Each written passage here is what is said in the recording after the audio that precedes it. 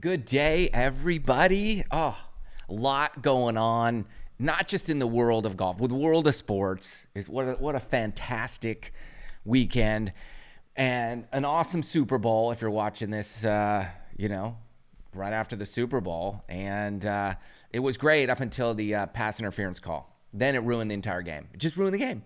Let me know what you think. I would not have called that. I would have swallowed my whistle there. They would have kicked the field goal, and at least Philly would have had a chance. It's just tough. I mean, hey, you could say whatever. They should have played better defense. I don't know. At the end of the day, I hate it coming down to kind of a dud ending like that. It was awesome. It was great. Either team, I would have been happy for either of them, and I didn't have a dog in the fight, so it was exciting to watch. I loved seeing it back and forth, and I would have loved to have seen Philly with the ball, with the chance at the end. Who knows what would have happened? That ref should have just swallowed that sucker, in my opinion. But hey, that's just me. Here's what we're going to do today. We got a lot to cover in golf. I am going to get to all of it, at least what I think is all of it, and I will timestamp everything below so you can just jump to the section you want to listen to or listen to the whole thing. Appreciate the support from everybody. Please make sure you share the video with somebody, and let's spread the word. And make sure you like and subscribe to the podcast channel. Appreciate all your love and support. And I do this because I love you guys. I love golf, and we're having a lot of fun out there. And I'm trying to bring as much joy and entertainment to it as possible. So let's first dive in to the rumors swirling around from last week. And what we're going to cover is a lot of LIV, Tiger, the WM Phoenix Open. We're going to talk about the Swilcan Bridge. And I think I have a plan that you're going to want to be, I want your thoughts on, because we'll wrap it up with really LIV versus the PGA Tour. I think the PGA Tour could actually dominate golf and shut LIV down if they do this. And that's coming at the end. So that is going to be exciting. And you let me know what you think. But first, let's just jump in. LIV, the rumor was LIV was buying land around what they call North Augusta, which technically is in South Carolina. Augusta is right there on the border of Georgia, South Carolina. So you go North Augusta is actually in South Carolina. They were saying there's like 400 acres that LIV bought for like $36 million, which, by the way, would be an awesome deal for all that land. So first off, I don't think LIV and the people behind LIV and I don't think they would even do that. That would just be something that, why? Why would you do that? So I never believed that for a minute. I'm like, they would not do that. That's a shot across the bow. I don't think you want to fire. And with the membership and the clout and the pull and influence the members of Augusta National have, I don't think you want to go into that battle. I don't care how much money you have. It's just not worth the fight. It's going to cost way more than it's worth, and that's not worth it. If you're going to do something like that, go somewhere else. You would go somewhere else and start your own thing. You would not do it in the backyard of Augusta National and the Masters. You wouldn't do it. It just didn't make sense to me from the get-go. So I never believed that was LIV or the people with LIV or anything to do with that. And then the rumors quickly shifted to, hold on, this is actually a shell company controlled by the people of Augusta National buying land. So that made a lot more sense of, one, how they can get 400 acres for that price.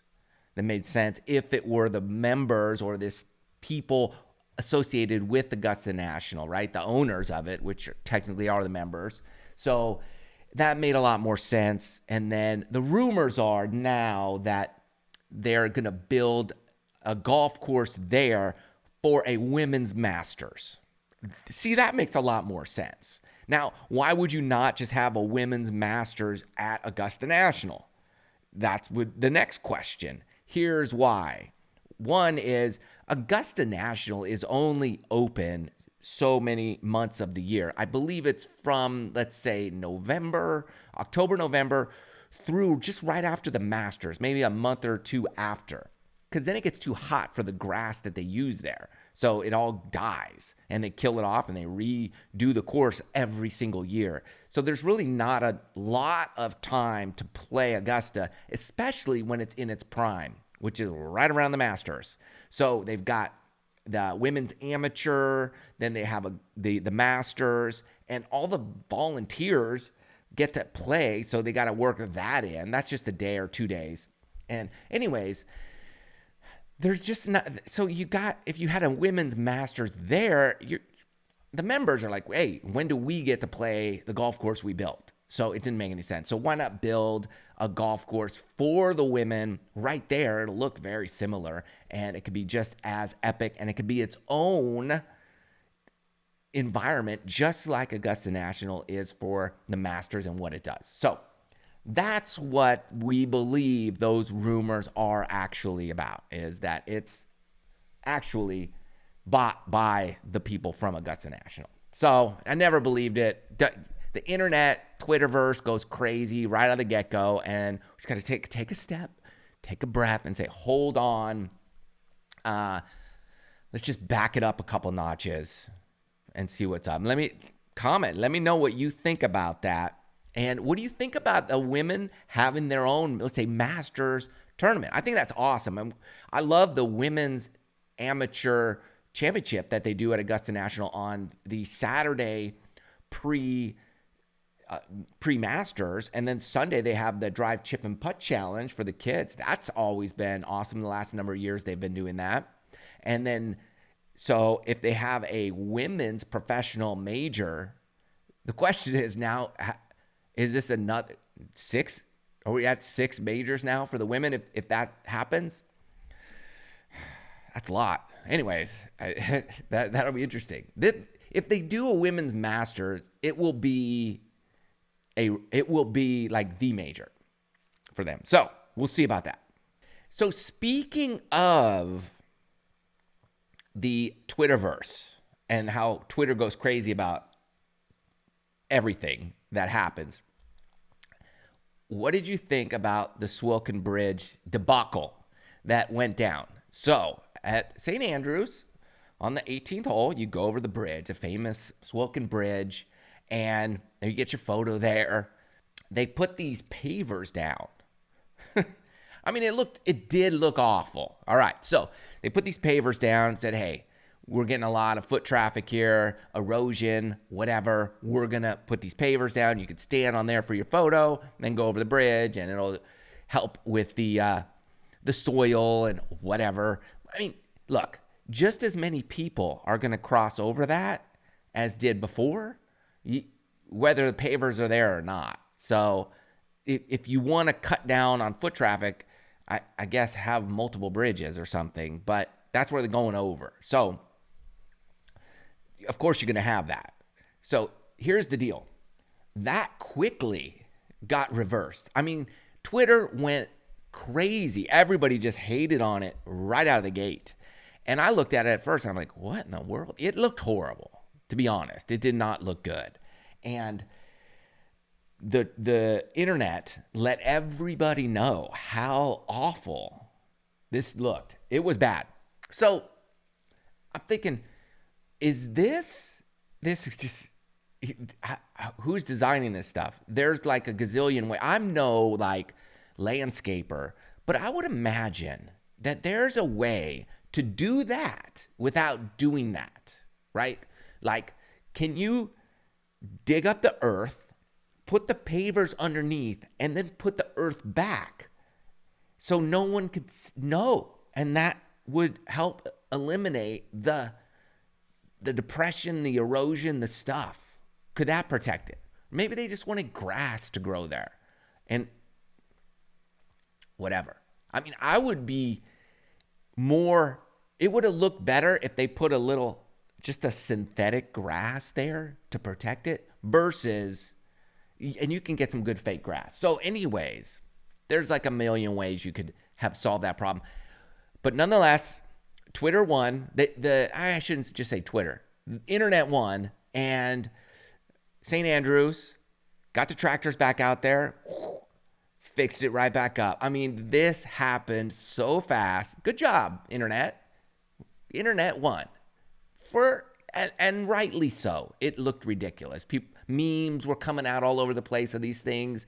People having barbecues and jacuzzi parties on it. It looked awful. So, Swilcan Bridge, back to normal. We'll see how they protect the earth. Just, I don't know, put something under there, get better drainage, grow some different grass. I don't care, but it looks better now. It looks better original.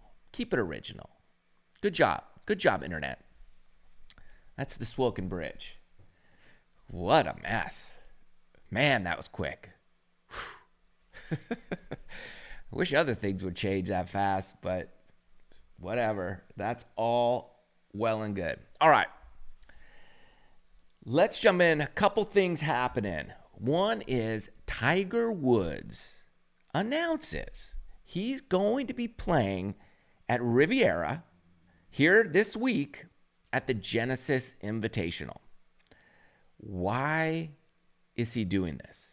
First of all, that's the question I think we all need to be asking is why is Tiger playing in this event? He's never played well at Riviera.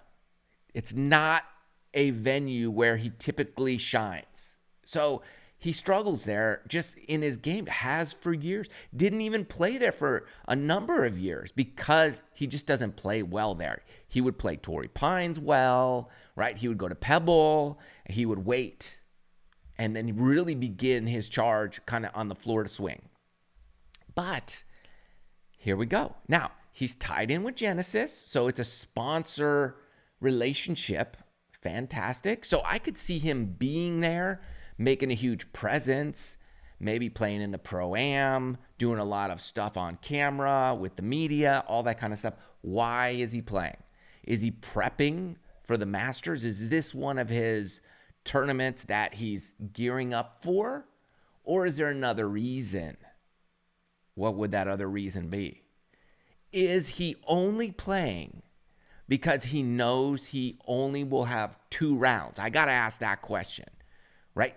Will he make the cut? Like that just, I'm speculating he's not going to make the cut is what I'm saying. Why? One, well, he hasn't played since the father-son. And he can't walk. He can't walk.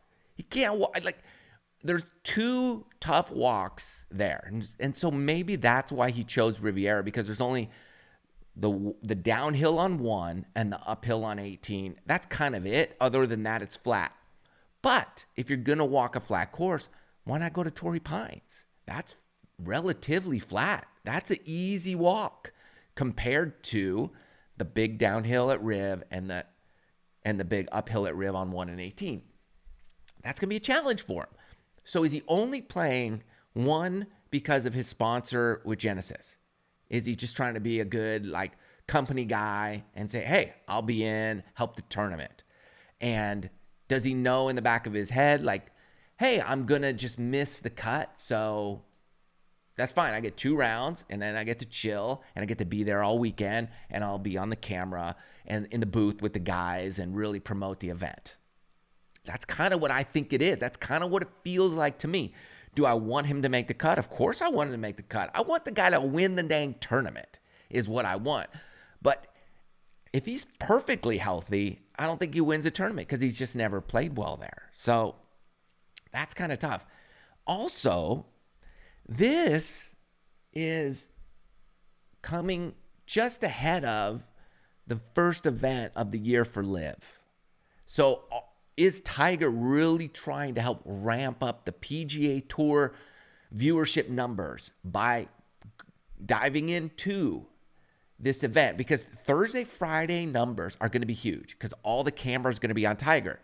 So it's Tiger saying, hey, let's ramp up our numbers so our ratings could just dominate after the WM Phoenix, dominating ratings, dominating crowds. Now let's do Riv the same way. Let's dominate the ratings. The crowds will be up. Let's really get our Thursday, Friday numbers up there. Then let's say the popular guys are in the event on Saturday, Sunday. So we're going to watch them on the weekend. And then here comes the LIV event. And compared to us, they're going to flop. And we're going to just let everybody in the world know about it. I kind of think that has something to do with it too. I think Tiger's like saying, fine, we're going to stick it to you here. We're throwing out all the big guns. We had the WM, huge party scene. Now we got RIV, LA, glitz glamour. I'm going to play, Tiger, right? I'm in. I'm going to play. More ratings, more everything, over the top, coming at you like roundhouse punch to the LIV circuit for their first event. We're going to get you out of the gate. That's what I think it is. And if I'm them, PGA Tour, I would do the same thing. Of course, this is how I would fight that fight. Take my big guns out. Let's go. Let's attack Tiger. Who else we got? Ricky Fowler's coming alive. So that's exciting, right? So there's a lot of stuff happening. I think that's shaping up. And that's why I think Tiger is playing in this event. What do you think? Why is Tiger now playing? We know he's going to play the Masters. And we would hope he would play an event before the Masters. But Bay Hill would make more sense because he's won there so many times. And it's Florida, so it's flat. It's easy. So I think he'll play there too. But why? And what about maybe he's gearing up for the Players Championship? We don't know. But I think, one, it's sponsor related for sure. Two, I think he knows he doesn't play well. So chances are he'll miss the cut. Three, I think it's just a roundhouse, windmill punch to LIV saying, here I come. So that's what I think. And I think Tiger's like, cool, look, I'm going to have to be there anyways. I might as well get at least 2 rounds in. Then I get to chill and relax and be in the booth for the weekend. That's what I think will happen. And it'll be great because we'll get to see Tiger and talk with Tiger a ton. And I'm looking forward to it. I hope he plays well. I hope he makes the cut. And I hope he wins. But I think he's going to miss the cut. Unfortunately. Guy can't walk. But I'm hopeful, praying, everything, that not only can he walk, that we see like a huge improvement to his gait, his walk, his stride, where we're like, oh, hey now, we got some hope here. That's what I want to see. I want to see his physical ability to walk way better. But after we saw him like at the other events he did and the match, you're like, it's just not looking like it's. But who knows? Maybe he had some dramatic improvement from then till now. We will see this week. I'm looking forward to it. I'm rooting for him. I'm going to set the bar low, right? Under promise, over deliver is what I'm hoping he does. That's what I'm hoping for.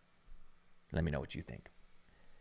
On the heels of that, and I think it's a direct LIV versus PGA Tour. And have you seen, right, I think Golf Digest or somebody put out a list of a PGA Tour versus LIV golfers, like a Ryder Cup style match going head to head.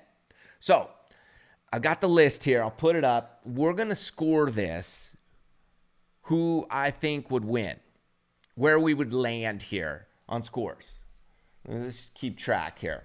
Based on what they put out, we're going to score it. And you let me know. You score it too at home. And who do you think would prevail?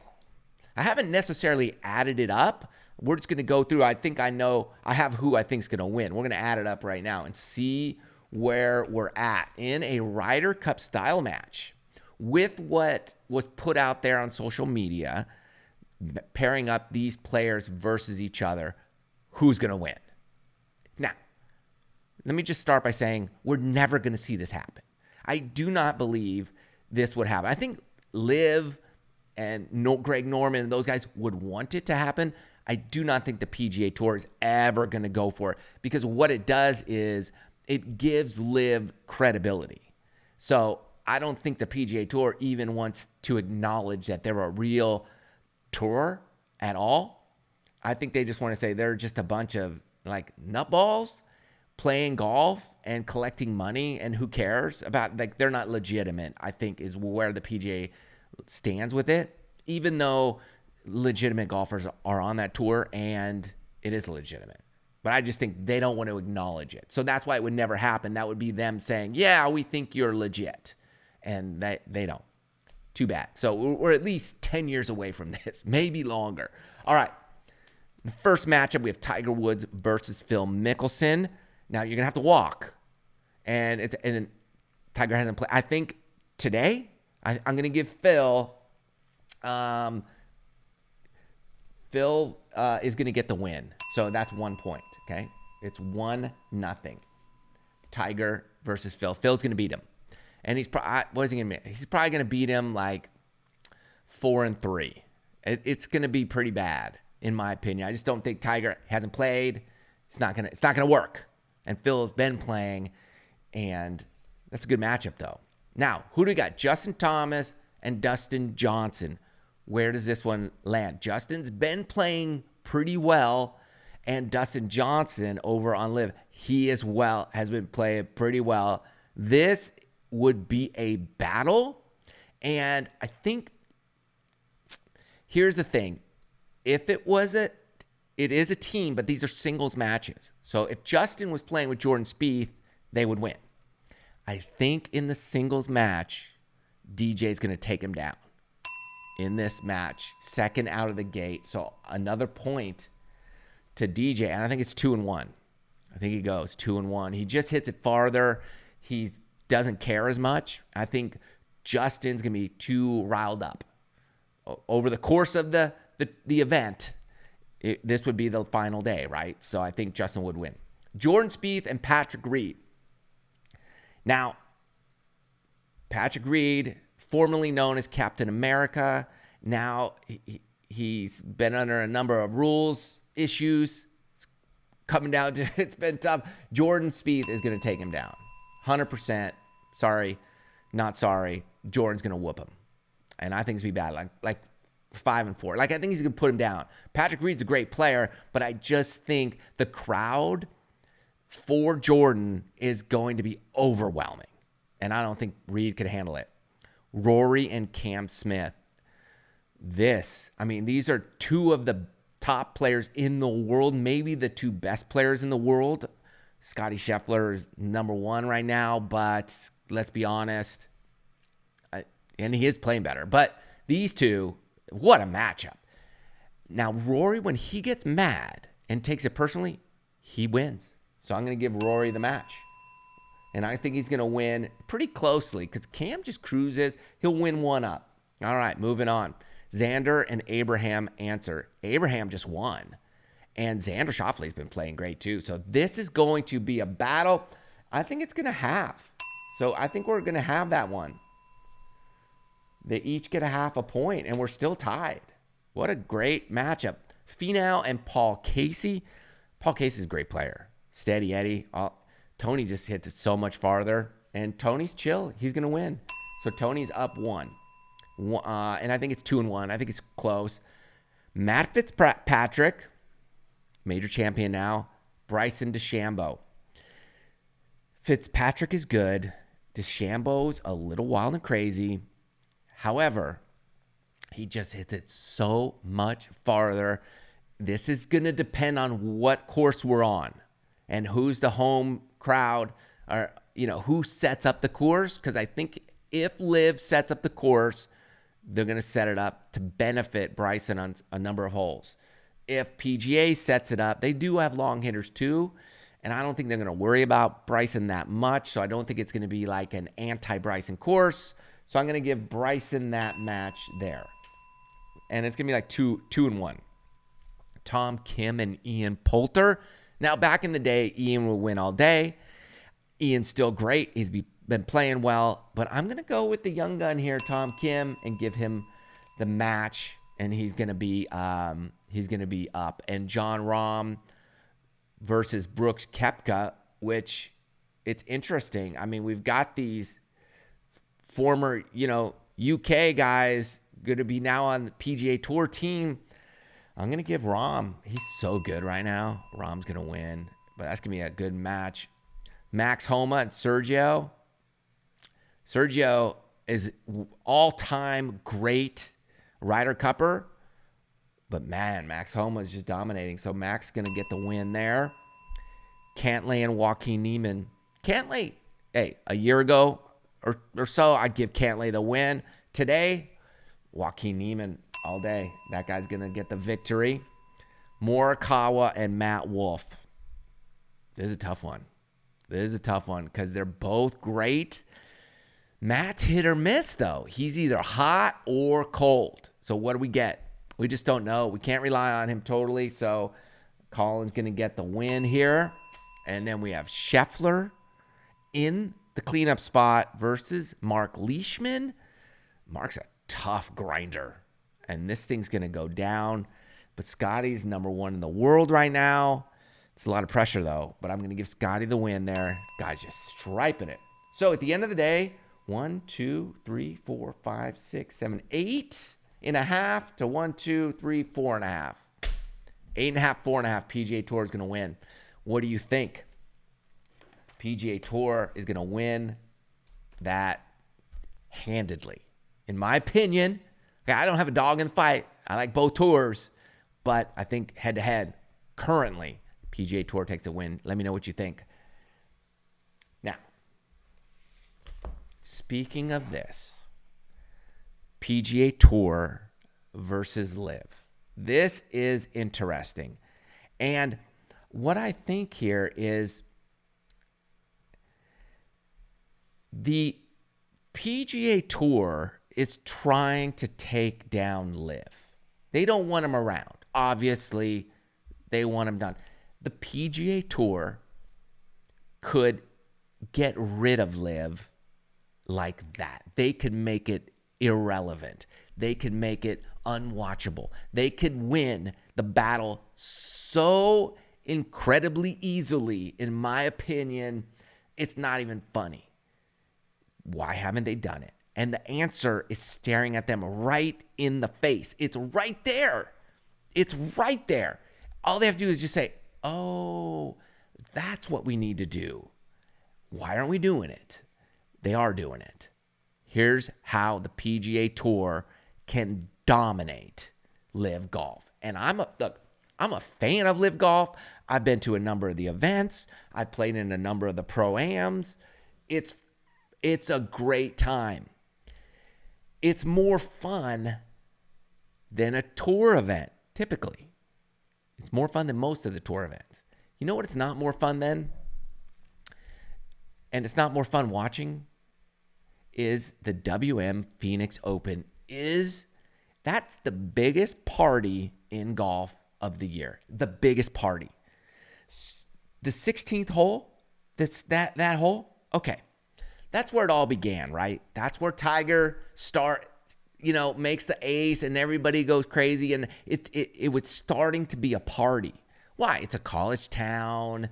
They get a tournament. Tiger's just coming on the scene, red hot, and it just erupts and blows up and gets bigger and bigger year after year after year. They should have the Super Bowl there every year because it just makes it more ruckus, more crazy. You got streakers running around. You got big parties nonstop. It's watching it on television obviously doesn't do it justice. But when you watch it on television and you see the crowd 40, 50 people deep, not even on the 16th hole, but on like numerous holes. There's other par threes that are trying to be the 16th hole. Like it's evolved. It's multiplying. They're growing to other holes because there's just not enough room on 16. It's full. So let's make another. And then Ricky aces another hole. So that's, if you look at that, if you're one of the PGA Tour people putting together events and blah, blah, blah, and you see that, why don't you do that week after week after week? People in Scottsdale and Phoenix, they're not the only people in the world who want to go party. LA is a huge party. Why don't you make one of those holes at RIV? How about the 11th hole or the 10th hole? That short par 4. That's spectacular. Why don't you put a whole stadium around the entire hole? They're all going for it.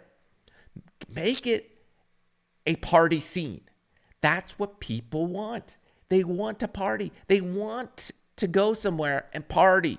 Let them party at the tournaments. Why not? It's fun.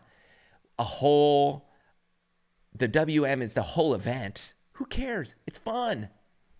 Players just adapt, enjoy it, or don't enjoy it. It doesn't matter. If the PGA Tour did that week in and week out, they would dominate the ratings for golf. Nobody would even care what LIV is doing. Everybody would want to stay and enjoy that scene. The crowds would flock. The PGA Tour has it all set up right there for them. It's right there for the taking. Take it. Take it. Why would you not make RIV as big a party as the Phoenix Open at the Waste Management? Why wouldn't you do that? Now, they do a pretty good job, right? They bring in a lot of like influencers and celebrities and people. The WM Phoenix Open did the same thing. They flew in tons of influencers and celebrity golfers and people to make it like just this huge social media scene. Everywhere on social media, people are posting about it, showcasing it. Influencers in the golf space, celebrities who do golf are there. So they're getting all this like publicity and excitement and engagement around that. Okay, they do some of that at Riviera. Some of it. Go all in. I would say go all in. Move your chips all in.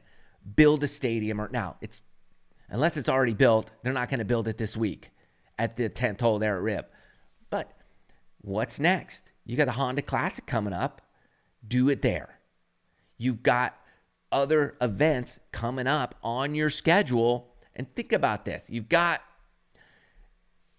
the Genesis Invitational. Then you've got the Honda Classic the same week as the first event of the LIV tournament. And LIV will be at Mayakoba on February 24th through 26th. And your Honda Classic, why don't you, if I'm the tour, now I just look at that and I say, okay, let's bring in everybody we can for the Honda Classic.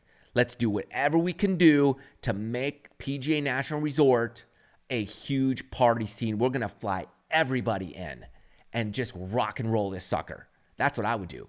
Right now, I would do that. And then, what do you got right on the heels of that? Bay Hill. Tiger, you're playing Bay Hill too. You're coming out. We're going to just move all in at Bay Hill. You got it. Make Bay Hill the biggest. Arnold Palmer would totally approve of a party. Don't tell me he wouldn't. He would. He would want a party. Pick a hole, make it epic. Let's rock and roll a hole. They would love it. Then what's right after that? Oh my goodness, it's the Players Championship. You have it lined up 1 week after the next, Tiger, you're playing in that too. I don't care what we're going to do. You're playing. Take whatever you need to take, whatever procedures you need. We don't care. You're not getting tested. You're playing in everything.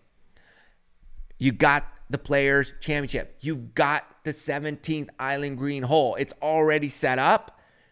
Make that event more of a party scene. Bring in everybody. Bring in every golf influencer you can and make it a party. Valspar. Oh my goodness. Again, make it a party. You've got it all set up. Then you're at Austin Country. I mean, week after week after week, it's right there for you. You're telling me that people in Florida don't want a party? They want a rock and roll party. I keep saying that. But that's what they want. LA, they want a party. They know how to party. You tell me people in LA don't want to come and party at a golf tournament for 4 days like they did at the Waste Management? Of course they do. They want to do that at Bay Hill. They want to do that at Sawgrass. They want to do that in Austin Country Club, Austin. You tell me to now Augusta National. That is a party. It's a party at Augusta National and everywhere else. But you're telling me that for the next month on the PGA Tour, these people in each city, they don't want to do what happened at the Waste Management? That's the formula for not only success, but victory. You want to shut down, you want to make people say, LIV who? You do that week after week after week after week. And all of a sudden, people are like, dude, unless that's what I get to go to, I ain't going. Because that's obviously what you want. That's how you get people at the tournament. When you have a crowd going crazy every shot, that's fun to watch on TV too. It's like, oh, this is exciting. You can put whatever you want on TV. At that point, people are going to enjoy it. It's going to make the players more excited. Everybody's more excited, which makes the viewing experience more exciting and pleasurable. I just don't know why they don't do that every single week. It's right there. The answer staring you in the face. PGA Tour. I hope you listen. I hope you look at that and say, dang it, let's do it. Let's go all in. Because as a viewer, I want to see it. I'm not rooting for one guy to win or not, one tour to win over another. But man, if I'm LIV and I see that, I'm like, we got to step up our game. What can we do in our first event that can rival that? Because that set the bar for LIV. Where are they gonna land? Because the bar has been set. And I know from personal experience that they've got a lot going on over there at LIV, and I don't think they're gonna have the same. They're not gonna get anywhere close. Unfortunately, they're not.